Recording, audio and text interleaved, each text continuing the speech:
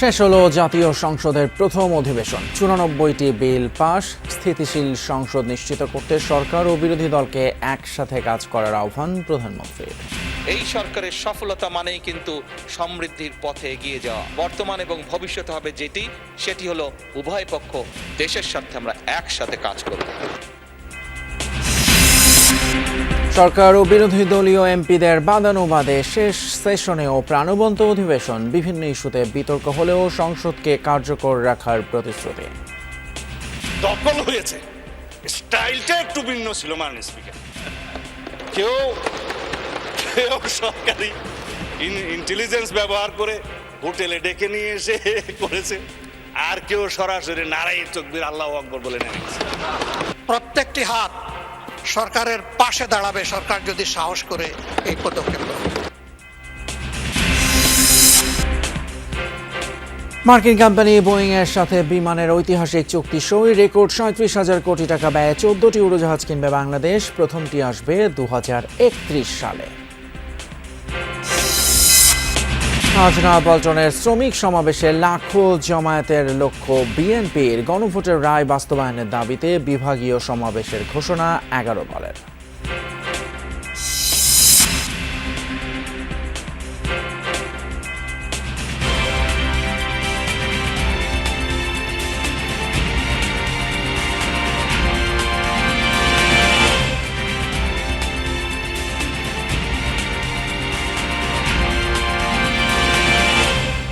সবাইকে আমন্ত্রণ। যমুনা নিউজে আপনাদের সঙ্গে আছি আমি ফয়সাল তিতুমির। এতক্ষণ শিরোনামগুলো দেখলেন। শেষ হলো জাতীয় সংসদের প্রথম অধিবেশন। 25 কার্য দিবসে 94টি বিল পাশ হয়েছে। সমাপনী ভাষণে প্রধানমন্ত্রী বলেন, বিরোধী এবং সরকার দলের যে কেউ ব্যর্থ হলে পুরো সংসদই ব্যর্থ হবে। দেশের উন্নয়ন অগ্রগতির স্বার্থে সবাইকে একসাথে কাজ করার আহ্বান জানান তিনি। এ সময় কৃষি, শিক্ষা, স্বাস্থ্য, নারী শিক্ষায় নেয়া সরকারের নানা পদক্ষেপের কথা তুলে ধরেন সংসদ নেতা। স্মরণ করতে চাই 1971 সালে স্বাধীনতা যুদ্ধে এই দেশের স্বাধীনতা অর্জন করতে গিয়ে যে সকল শহীদ আত্মত্যাগ করেছেন, যে সকল মানুষ শহীদ হয়েছেন। সমাপনী বক্তব্যের শুরুতেই মহান মুক্তিযুদ্ধের বীর শহীদদের প্রতি শ্রদ্ধা জানান প্রধানমন্ত্রী তারেক রহমান। শ্রদ্ধাভরে স্মরণ করেন 1990-এর স্বৈরাচার বিরোধী আন্দোলন থেকে শুরু করে জুলাই 24-এর গণ অভ্যুত্থান পর্যন্ত সকল গণতান্ত্রিক আন্দোলনের শহীদদের প্রতি। দুর্বার প্রতিরোধ গড়ে তুলেছিল স্বৈরাচারের বিরুদ্ধে এবং সেই রাজনৈতিক দলের যে সদস্যরা। প্রায় 50 মিনিটের বক্তব্যে প্রধানমন্ত্রী সরকারের নেয়া বিভিন্ন প্রকল্প ও উদ্যোগের কথা সংসদে তুলে ধরেন। হয়তো অনেকেই বলতে পারে যে কয়জনকে আপনারা দিয়েছেন কৃষক কার্ড। আমরা দেওয়া শুরু করেছি মাননীয় স্পিকার। পর্যায়ক্রমিকভাবে আমরা কৃষক বলতে যাদেরকে বোঝায় তাদের কাছে ধীরে ধীরে আমরা পৌঁছাবো। আগামী জুলাই মাস থেকে পর্যায়ক্রমিকভাবে ধীরে ধীরে প্রাইমারি স্কুলের বাচ্চাদেরকে স্কুল ব্যাগ দিব। পর্যায়ক্রমিকভাবে বাচ্চাদের আমরা স্কুল ড্রেস দিব এবং পর্যায়ক্রমিকভাবে মাননীয় স্পিকার আমরা বাচ্চাদেরকে জুতার ব্যবস্থা ইনশাল্লাহ করব। বর্তমান সরকার সিদ্ধান্ত গ্রহণ করেছে, পরিকল্পনা নিয়েছে যে আমরা মেয়েদের স্নাতক বা ডিগ্রি পর্যন্ত আমরা শিক্ষা ব্যবস্থা ফ্রি করব। বলেন, বর্তমান সরকার হবে জনগণের কাছে জবাবদিহিমূলক সরকার। লক্ষ্য একটি স্বনির্ভর, আত্মমর্যাদাশীল বাংলাদেশ। আর এ চেষ্টায় বিরোধী দলের সহযোগিতা কামনা করেন প্রধানমন্ত্রী তারেক রহমান। অতীতে আমরা দেখেছি সরকারকে ব্যর্থ করার জন্য 173 দিন হরতাল ডাকা হয়েছিল। এই 173 দিনের হরতালে বাংলাদেশ ক্ষতিগ্রস্ত হচ্ছে, যেই ক্ষতির মাসুল আজও আমাদেরকে টেনে নিয়ে যেতে হচ্ছে বছরের পর বছর, যুগের পর যুগ। মাননীয় স্পিকার, আমরা যদি দেশের পরিস্থিতি স্থিতিশীল রাখতে না পারি, দেশে আমরা যদি অর্থনৈতিকভাবে শক্তিশালী করতে না পারি, মাননীয় স্পিকার, বর্তমান প্রেক্ষাপটে যেখানে 30 লক্ষ কোটি টাকার ঋণ নিয়ে এই সংসদ দেশ পরিচালনা শুরু করেছে, সেই দেশকে আমরা এগিয়ে নিতে পারবো না। প্রধানমন্ত্রী বলেন, ইতিহাসের বিতর্ক থাকবে, তাতে সাধারণের সমস্যার সমাধান হবে না। প্রধানমন্ত্রীর দায়িত্বে থেকে জনপ্রিয় কথার চেয়ে সঠিক সিদ্ধান্ত নেওয়াটা জরুরি। এই যে চেয়ারটা আপনি দেখছেন, যেই চেয়ারে আমি এখানে বসছি আপনার সামনে মাননীয় স্পিকার, এই চেয়ারটি খুব কঠিন একটি চেয়ার মাননীয় স্পিকার। এই চেয়ারটি দেখলে মনে হয় বসতে খুব আরাম, আসলে মাননীয় স্পিকার মোটেও আরামের না। এই চেয়ারটিতে বসলে মাননীয় স্পিকার প্রতি মুহূর্তে মনে হয় যে আগুনে তপ্ত হিট আসছে। মাননীয় স্পিকার, হাসার কিছু নেই, আমি যা ফিল করি আমি আপনাদেরকে তাই বলছি। মাননীয় স্পিকার, একজন রাজনীতিবিদ হিসাবে আমারও তো ইচ্ছা করে পপুলার কথা বলতে, যাতে জোরে জোরে তালি পায়, কিন্তু এই চেয়ার প্রতি মুহূর্তে আমাকে স্মরণ করে দেয়, no, you have to take the right decision, not the popular decision. গণতন্ত্রকে বাধাগ্রস্ত করতে অতীতে অনেক অপচেষ্টা হয়েছে উল্লেখ করে প্রধানমন্ত্রী বলেন, পরে স্বাধীন হওয়া অনেক দেশ বাংলাদেশ থেকে অনেক উন্নতি করতে পেরেছে, কিন্তু শুধুমাত্র মত দ্বিমতের ঊর্ধ্বে না উঠতে পারার কারণে এদেশ এখনো অনেক পিছিয়ে আছে। উভয় পক্ষ আসুন, কেউ কাউকে ব্যর্থ করতে চাইবো না, কারণ আমরা মিলেই কিন্তু পূর্ণ সংসদ। কাজে আপনি ব্যর্থ হলে আমি ব্যর্থ, আমি ব্যর্থ হলে আপনি ব্যর্থ। ৭১-এর পরবর্তী বাংলাদেশ যেরকম শহীদের রক্তের উপরে দাঁড়িয়েছিল, বর্তমান বাংলাদেশ এবং বর্তমান সংসদ একইভাবে হাজারো শহীদের রক্তের উপরে দাঁড়িয়ে আছে। আগামী সংসদের অধিবেশনে কিভাবে বিদ্যুৎ, কর্মসংস্থান সহ নানা সমস্যার সমাধান করা যায় সে বিষয়ে জোর দেয়া হবে। আগামী অধিবেশন যেটি শুরু হবে, সেখানে আমরা আলোচনা করব আমরা কত দ্রুত দেশে বিদ্যুতের সমস্যার সমাধান করতে পারি। আমরা আলাপ করতে চাই, আমি আলাপ করতে চাই আগামী সংসদে কত দ্রুত আমরা কত বেশি সংখ্যক মানুষের কর্মসংস্থান, দেশেই হোক বিদেশি হোক, তৈরি করতে পারি। সমাপনী ভাষণে প্রথম অধিবেশনে সংশ্লিষ্ট সকল কর্মকর্তা কর্মচারীকে এক মাসের বেতনের সমান সম্মানে দেওয়ার প্রসঙ্গে বিরোধী দলীয় নেতার প্রস্তাবের সমর্থন জানান প্রধানমন্ত্রী তারেক রহমান। দেশ এবং জনগণ সম্মান যদি আমরা না করি, তাহলে আমাদের রাজনীতি হয়তো ব্যর্থ হয়ে যাবে। সেই জন্য রিয়াজ রায়হান, যমুনা নিউজ, ঢাকা। সরকার এবং বিরোধী দলের বাদানুবাদে প্রাণবন্ত হয়ে উঠেছিল ত্রয়োদশ সংসদের সমাপনী অধিবেশন। মুক্তিযুদ্ধ, ইতিহাস, রাষ্ট্রপতি, সংবিধান এবং জুলাই সনদ ইস্যুতে কথা বলেন দুই দলের নেতারা। স্বরাষ্ট্রমন্ত্রী এবং অর্থমন্ত্রী ব্যাংক ও আর্থিক খাতের অনিয়ম তুলে ধরেন। সরকারের যে কোনো ভালো উদ্যোগে পাশে থাকার আশ্বাস বিরোধী দলের। অধিবেশন শেষে চিফ হুইপ সাংবাদিকদের জানান, জুন মাসের প্রথম দিন বসতে পারে সংসদের দ্বিতীয় অধিবেশন। এর মধ্যে থেকে যেগুলো বিল আকারে এসেছে এবং ত্রয়োদশ সংসদের প্রথম অধিবেশনের সমাপনী সেশনে বক্তব্য দেন সরকার ও বিরোধী দলের নেতারা। কথা বলেন সংবিধান সংস্কার ও পরিবর্তন ইস্যুতে। এবং যে সমস্ত কথা বলেছেন বিভিন্ন বক্তব্যের মির্জা ফখরুল ইসলাম আলমগীর তার বক্তব্যে বলেন, সংবিধান অস্তিত্বের সঙ্গে জড়িত, এই সংবিধান আমাদের আবেগের সঙ্গে জড়িত।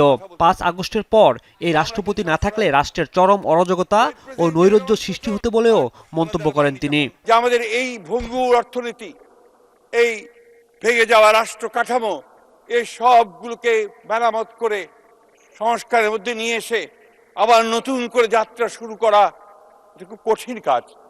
কিন্তু আমার বিশ্বাস, আমাদের বিশ্বাস, বাংলাদেশের সকল মানুষের বিশ্বাস, এই নেতা তারেক রহমানের পক্ষে সেটা সম্ভব হবে। বিরোধী দলীয় নেতা ডাক্তার শফিকুর রহমান বলেন, সংবিধান সংস্কারের যৌক্তিক দাবি নিয়ে জামায়াতে ইসলামী আন্দোলন চালিয়ে যাবে, তবে বিদ্রোহ করবে না তারা। বিরোধী দলীয় নেতা জানান, সরকারের যে কোনো ভালো উদ্যোগে পাশে থাকবে বিরোধী দল। তিস্তা মহাপরিকল্পনা বাস্তবায়ন অতি সত্বর, বিশ্বাসযোগ্য, দৃশ্যমান ভূমিকা নেওয়া হচ্ছে, আমরা দেখতে চাই। কারো চোখ রাঙ্গানিকে আমরা পরোয়া করব না। ২০ কোটি মানুষের আলহামদুলিল্লাহ আল্লাহ তাআলা ৪০ কোটি হাত দিয়েছে। প্রত্যেকটি হাত সরকারের পাশে দাঁড়াবে, সরকার যদি সাহস করে এই পদক্ষেপ নেয়। ব্যাংক ও আর্থিক খাত প্রসঙ্গে অর্থমন্ত্রী তার বক্তব্যে বলেন, দেশের অর্থনীতির অবস্থা ভালো নয়, অর্থনীতি ঠিক করতে আগামী ২ বছর কঠিন সময় হবে। স্বরাষ্ট্রমন্ত্রী বলেন, ব্যাংক দখল হয়েছে আওয়ামী লীগ আর অন্তর্বর্তী সরকারের সময়। বিগত দশকের অধিক সময়ে এই সব ভালো অবস্থাকে ব্যবহার করে কিন্তু লুটপাট করেছে, একবার নয় একাধিকবার লুটপাট করেছে। আপনারা লক্ষ্য করবেন, বিএনপি সরকারের সময় কোনো সময় শেয়ার বাজার লুটপাটের কোনো সুযোগ ছিল না। ইনশাআল্লাহ এবারও থাকবে না, নিশ্চিতভাবে বলতে পারি। দখল হয়েছে, স্টাইলটা একটু ভিন্ন ছিল মাননীয় স্পিকার। কেউ সরকারি ইন্টেলিজেন্স ব্যবহার করে হোটেলে ডেকে নিয়ে এসে করেছে, আর কেউ সরাসরি নারাই তাকবীর আল্লাহু আকবার বলে নেমেছে। রাষ্ট্রপতির ভাষণের ওপর আলোচনায় বিরোধী দলীয় চিফ হুইপ নাহিদ ইসলামও আর্থিক খাতের নিয়োগ নিয়ে প্রশ্ন তোলেন। বলেন, স্বাধীনতার ৫৪ বছর পরেও সংসদে মুক্তিযুদ্ধের পক্ষ বিপক্ষ নিয়ে বিভাজন থাকা কাম্য নয়। সংসদ সদস্যদের ১১,০০০ কোটি টাকার বেশি ঋণ রয়েছে। যার অধিকাংশই সরকারি দলের। এদের অধিকাংশই ঋণ খেলাপি ছিলেন, নির্বাচনের আগে কিছু টাকা ঋণ দিয়ে পুনঃতফসিল করে নিয়েছেন, এবং বর্তমান যে বাংলাদেশ ব্যাংকের গভর্নর, তার স্পেশালিটিটা কি? তার স্পেশালিটি হচ্ছে এই ঋণ পুনঃতফসিল করা, এটাতে তিনি এক্সপার্ট। অধিবেশন শেষে সাংবাদিকদের ব্রিফ করেন সরকারি দলের চিফ হুইপ। জানান সরকার বিরোধী দল একসাথে দেশের সকল সমস্যা সমাধান করতে চায়। এই যে ঐক্যবদ্ধ হয়েছে আজকের সংসদ, সেটি হলো সবচেয়ে বড় নিউজ হবে আজকের জন্য, যে বিরোধী দল সরকার ঐক্যবদ্ধভাবে দেশের সকল সমস্যার সমাধান করতে চায়। আমরা এমন একটা কাজ করব, আর সবার সামনে থাকবে বাংলাদেশ, সবার সামনে থাকবে দেশের জনগণ, সবার সামনে থাকবে দেশের গণতন্ত্র। ত্রয়োদশ জাতীয় সংসদের দ্বিতীয় অধিবেশন ১ জুন বসতে পারে বলে জানিয়েছেন চিফ হুইপ। তো হয়তো 1 তারিখেই পার্লামেন্ট সামন করবে, এবং আমি ধারণা করি 4 তারিখে হয়তো বাজেট দেওয়া হবে। রাজীব আহমেদ, যমুনা নিউজ, ঢাকা। মার্কিন উড়োজাহাজ নির্মাতা প্রতিষ্ঠান বোয়িং এর 14টি নতুন উড়োজাহাজ কিনতে চুক্তি সই করেছে বিমান বাংলাদেশ এয়ারলাইন্স। বৃহস্পতিবার রাজধানী ঢাকার একটি হোটেলে বিমানের ব্যবস্থাপনা পরিচালক এবং সিইও আর বোয়িং এর ভাইস প্রেসিডেন্ট এই চুক্তিতে সই করেন। চুক্তি অনুযায়ী প্রথম উড়োজাহাজটি 2031 সালে বাংলাদেশে পৌঁছাবে। বিমান বহরে এখন পর্যন্ত এয়ারক্রাফটের প্রায় শতভাগ বোয়িং নির্ভর। এর সাথে যুক্ত হচ্ছে আরও 14টি উড়োজাহাজ। বিমান বাংলাদেশ এয়ারলাইন্স বৃহস্পতিবার নির্মাতা প্রতিষ্ঠান বোয়িং এর সাথে নতুন চুক্তি সই করে বিমান। চুক্তি অনুযায়ী $3.7 বিলিয়ন এয়ারক্রাফটগুলো কেনা হবে। প্রথম উড়োজাহাজটি 2031 সালের নভেম্বরের মধ্যে বাংলাদেশে পৌঁছানোর কথা। বাকিগুলো 2035 সালের অক্টোবরে বিমানের বহরে যুক্ত হবে বলে আশা করা হচ্ছে। দীর্ঘমেয়াদী একটা পরিকল্পনা, আমাদের অনেকগুলো উড়োজাহাজ লাগবে, এবং আস্তে আস্তে এটাতে দেখেছেন অনেক ব্যয়সাধ্য এটা একটা জিনিস, এবং এটা প্রকিউরমেন্টেও আমাদের অনেক সময় লাগে। তো এই পরিকল্পনা অনুযায়ী আমরা এগোচ্ছি। সব সেক্টরে under the leadership of prime minister জনাব তারেক রহমান আমরা কাজ করে যাচ্ছি। আমরা সেবার মান বাড়ানোর জন্য চেষ্টা করতেছি, এবং আমরা আশা করি যে সেবার মান বাড়বে। বোয়িং কর্মকর্তারা বলেন, এই চুক্তির মাধ্যমে বিমান 787 ড্রিমলাইনার পরিবারের সব কয়টি সংস্করণ পরিচালনাকারীদের কাতারে নাম লেখালো। This is really only the beginning of what we can do together in the civil aviation sector. Our U.S. Trade and Development Agency is planning a feasibility study to develop commercial aircraft maintenance, repair, and overhaul facility in Bangladesh.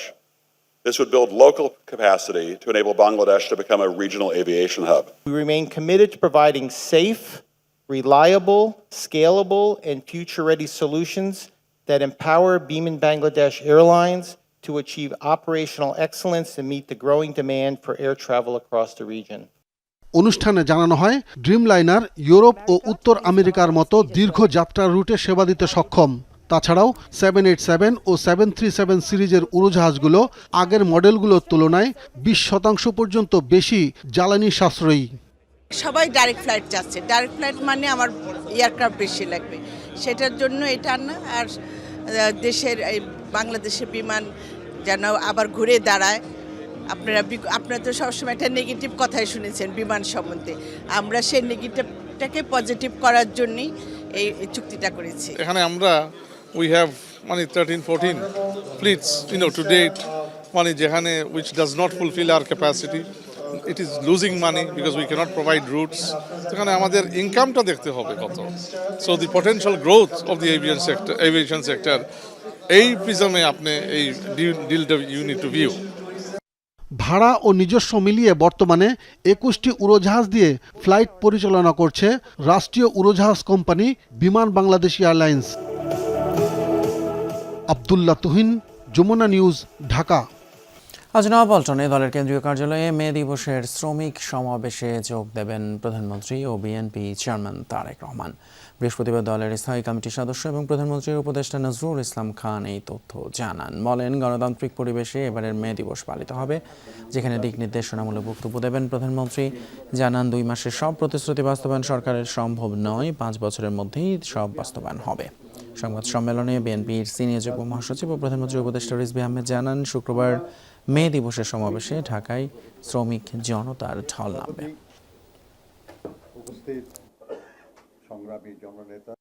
তো নানা দিক থেকেই মে দিবস হচ্ছে অত্যন্ত গুরুত্বপূর্ণ এবং তাৎপর্যপূর্ণ।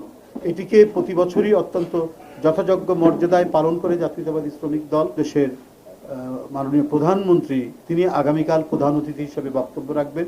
আমরা এবারের মে দিবস অনেক কারণেই বিশেষ গুরুত্ব দাবি রাখে, কারণ একটা গণতান্ত্রিক পরিবেশে একটা গণতান্ত্রিকভাবে নির্বাচিত সরকার যখন রাষ্ট্র পরিচালনার দায়িত্বে, তখন আমরা এই মহান মে দিবস পালন করতে যাচ্ছি।